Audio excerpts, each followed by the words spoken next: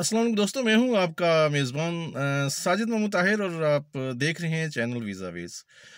नाज़रीन, वीज़ा आज के दौर में एक बहुत ही इम्पोर्टेंट चीज़ बन गई है और स्पेसिफ़िकली एशियन कंट्रीज़ के लिए और ऐसे ममालिक जिनको थर्ड वर्ल्ड डिक्लेयर किया गया है और इस तरह की चीज़ें। तो मैं आपको एक बात बताना चाहूँ कि यूरोप में जो सबसे आसान वीज़ा है, यूरोपियन कंट्री में से या यूरोप के इलाके में जो सबसे आसान वीज़ा है बड़े ममालिक में, वो है यूके का वीज़ा। आप हैरान होंगे कि यूके का वीज़ा तो बहुत मुश्किल है, और मैं आपको एक बात बताना चाहता हूँ कि यूके का वीज़ा सबसे आसान वीज़ा है जो यूरोपियन ममालिक में से। अगर फ़र्ज़ करें आप किसी कुछ ऐसे शेंजन कंट्रीज़ हैं, कुछ ऐसे यूरोपियन कंट्रीज़ हैं, जो जब आपकी एप्लीकेशन ले लेते हैं, तो उसके बाद वो कहते हैं जी कि हम चाहें तो रिफ्यूज़ कर दें। हम आपको इसकी रीज़न नहीं बताएँगे, इसकी वजह नहीं बताएँगे कि हम क्यों रिफ्यूज़ कर रहे हैं। तो आपकी एप्लीकेशन को खुद ही वो जज करके और कुछ खुद चीज़ें खुद अज़्यूम करके वो आपके खिलाफ फ़ैसला दे देते हैं, जो कि बिल्कुल गलत है और ऐसा नहीं होना चाहिए उसूली तौर पर। तो यूके में एक बहुत बड़ी खूबी है, और वो ये है कि जब भी आपका वीज़ा खुदा न खास्ता वो रिफ्यूज़ करते हैं, तो उसमें वो आपको बता देते हैं कि हमने इस वजह से आपका वीज़ा रिफ्यूज़ किया है। तो आप अपनी उस कमी को पूरा करके और काबू पाकर आप क्या करते हैं जनाब कि आप उसको रीअप्लाई कर लेते हैं, रिव्यू करवा लेते हैं, और इस तरह जो आपका वीज़ा है वो दोबारा से वो हो जाता है।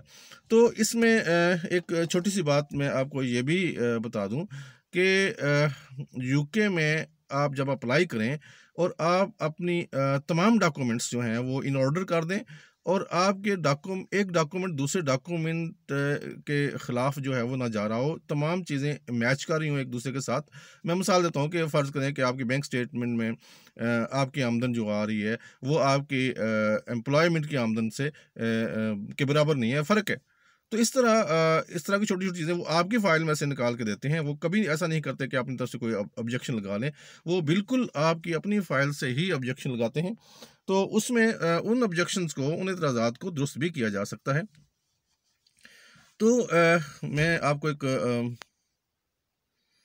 एक और मिसाल देता हूँ कि मैंने एक दफ़ा अपने बेटे का वीज़ा अप्लाई किया था यूके के लिए, तो उसमें है वो मेरे साथ ऑफ़िस में ही काम कर रहा था, तो लेकिन ये है कि वो ज़ाहिर है सैलरी तो नहीं ले रहा था मुझसे, और लेकिन इस मुल्क में ये होता है कि जो अगर बाप बेटे से सैलरी ना ले, और बेटा बाप से सैलरी ना ले, तो वो सादुक और अमीन ही नहीं रहता।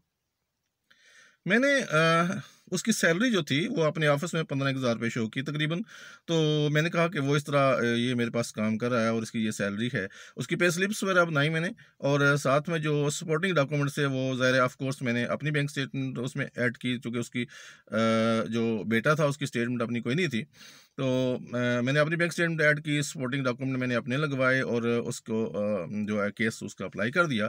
तो एम्बेसी ने उसको 3 ऑब्जेक्शन लगाए उस पे।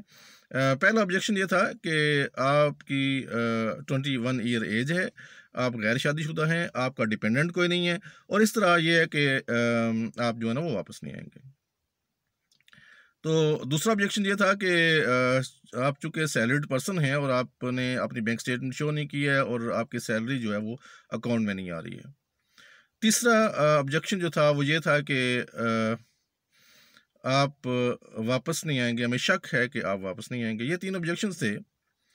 तो मैंने ये किया कि उसको फ़ौरी तौर पर रीअप्लाई किया और रिव्यू के लिए सेंड किया।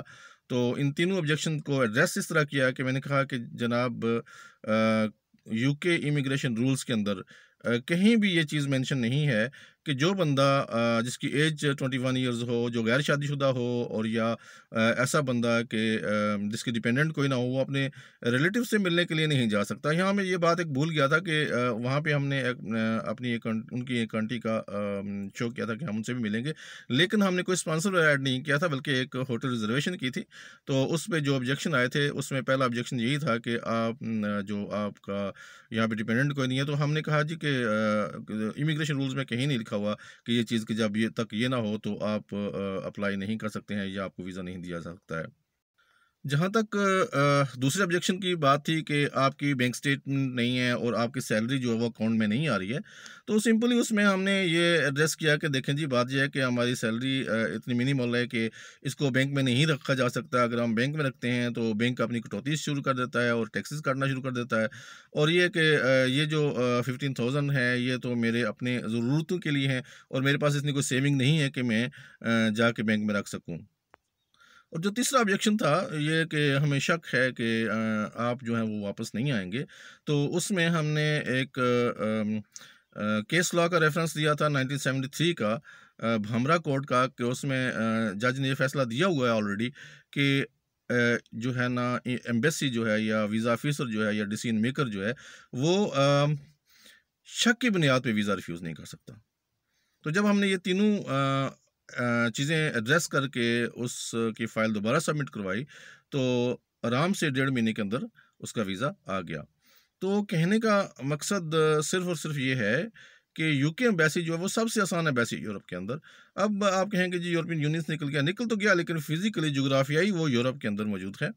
तो उसमें जो सबसे आसान और हमारा जो रीजन है आज़ाद कश्मीर का, इसमें स्पेसिफ़िकली मीरपुर और भीमबर और कोटली, ये सारे लोग जो हैं वो किसी और मुल्क में नहीं जाना चाहते। ज़्यादातर जो मैक्सिमम इनकी जो रेशो है, ज़्यादा तादाद जो है वो यूके में ही जाना चाहती है। तो अगर आप किसी प्रॉपर कंसल्टेंट के पास जाएँगे और वहाँ से आप अपनी फ़ाइल रेडी करवाएँगे तो मेरे ख़्याल से आपका वीज़ा रिफ्यूज़ नहीं होगा। और एक और बात मैं यहाँ पे भी मेंशन करना चाहता हूँ कि बहुत सारे लोग वीज़ा अप्लाई करने के साथ 2 चीज़ें करते हैं और ये 2 चीज़ें आप बिल्कुल ना कीजिएगा। एक तो ये कि जब वो वीज़ा अप्लाई करते हैं ना, तो वो कहते हैं जी कि ये बस ये ना हुआ तो ये हो जाएगा और ये ना हुआ तो ये हो जाएगा। बेसिकली वीज़ा एप्लीकेशन के बाद आप उसको ज़िंदगी और मौत का मसला ना बनाएँ कि अगर नहीं हुआ तो पता नहीं कौन सी क़यामत आ जाएगी और ये हो जाएगा, ऐसा बिल्कुल भी नहीं है। और दूसरा ये कि जब आप अप्लाई करते हैं तो ये भी लोग सोचते हैं जी कि सर जी ये रिफ्यूज़ हो जाएगा ये। अच्छा जी, आप क्यों सोचते हैं कि रिफ्यूज़ हो जाएगा? जब आप अप्लाई करें और जब आपके तमाम डॉक्यूमेंट्स मुकम्मल हों और हर चीज़ आपकी एक्यूरेट हो, तो फिर क्या वजह है कि आपको वीज़ा ना दें? ज़्यादा से ज़्यादा ये होगा कि उनके ज़हन में जो माइंड में जो क्वेश्चन आएगा, उसको आप दोबारा से एड्रेस कर लें।